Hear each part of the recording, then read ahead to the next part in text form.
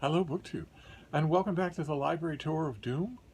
This is a tour of all of my books, past, present, and yet to come, being conducted by Lord Ganesha and myself, uh, being inflicted on you by us. This isn't going to be a long video, but that's okay because our book today is very short. It's from the 1960s. It's this little thing, A Sloth in the Family, uh, by an engineer named Hermann Turler, who doesn't even get a spot on the title of his page of his own book. His cover boasts an introduction by Gerald Durrell and a picture of the little eye that is a Brazilian tree sloth that is the star of the show. Because this is a heavily illustrated, it's a heavily photographed little book about his family in their home outside of Rio de Janeiro and their large tropical garden, and the thought on the author's wife's part that what the garden was lacking was a sloth. And the author went out and found one, took it away from its own home, from the people that it knows, and transplanted it to his home. And the sloth that they picked adapted fairly well, as sloths tend to do, and they named it Nepomuk. And as he lived with them, they learned his habits. They learned that, for instance, when he is caught in the rain and he's soaking wet, he often very much wants to come inside where it's warm and dry off there. And there's an unearthly smell to a wet sloth because all kinds of things live in their outer fur. They hardly move. So you can have living colonies of moths that live in their fur. So the author's wife put her foot down and refused to have a wet sloth sliming around on the carpets and whatnot.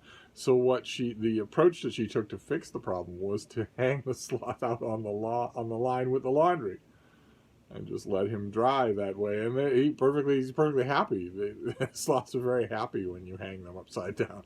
The family learns Nepomuk's ways. There aren't many ways, as the dust jacket says. What have we got here? Yes. He soon settled dreamily into the family's garden and allowed them to study his few natural habits.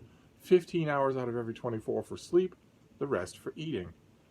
So Nepomuk was a zillennial. And that's all this book is.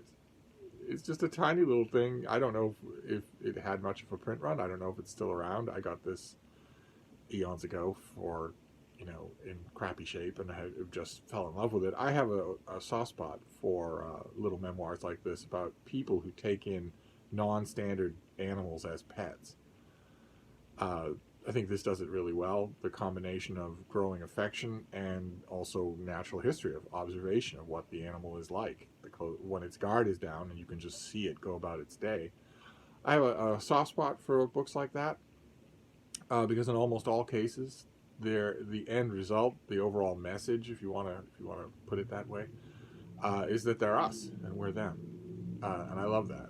I think that's absolutely true. That has been my own experience with virtually any kind of animal that I got to know.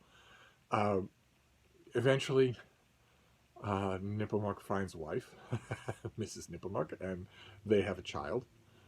There are adorable pictures of the little baby grasped in its mother's arms. And the children go off, they grow up and they go off on their own, and the book ends, as the best of these books tend to do, with just a hope for the future. That, of course, the Nepomuk and his wife are around all the time, but that with any luck, the children will show up too and bring their own families. One of the storybook aspects of little books like this, I guess it's not a formal requirement, but one of the storybook aspects that I tend to like is that open-ended tone, that the story could go on forever, that it has basically a happy ending. There are a few books like this. This was not a famous book, but there were Ring of Bright Water, for instance, about a man who does very much the same thing with a giant otter. doesn't have a happy ending, has a bitterly, bitterly sad ending. And some of them do, but a lot of them don't. And this one doesn't. This one has just a it's just an odd little thing. But we're doing the major books and the minor books. We're doing everything, odd and otherwise, in this library tour of doom. So that's your book for today. A Sloth in the Family. This book had I read it when it first came out in English, and then decades later, 5 decades later, I found a copy in a used bookstore at a charity shop, and thought, oh my, isn't that, it was a 25 cents or 50 cents or something like that. So I grabbed it, no matter what kind of shape it was in, to read it again. And I found that although I liked it the first time, I liked it so much more the second time. And we'll keep it now, because the second time I read it after I had had an 85-pound basset hound. So a great deal of the experiences related in this book I had in the intervening years, I had come to experience on my own. I had a little basset hound named Lucy, who once she hit 6 years old, I mean, up until 6 years old, she could be fairly active, but after 6 years old, for the better than remaining half of her life, 15 hours a day sleeping would have been an active day. She was mostly asleep. And when she was awake, she didn't move very fast at all, about Sloth speed. And once she was not only 10 years old, but ailing, white all over like the frosted donut. Then a walk, simply not even around the block, but just to the end of the street and back, could take the better part of an hour. And she had all of the other traits that go along with it, which she was, if Nippermuck is in a bad mood and he wants to swing at you, his attack is very slow, so it doesn't feel very threatening. Same thing with my little Lucy. So this has a special place in my heart now that I didn't have before, and I imagine I'll feel the same way. I'm sure that plenty of people out there have written books about their life with basset hounds that I just haven't come across.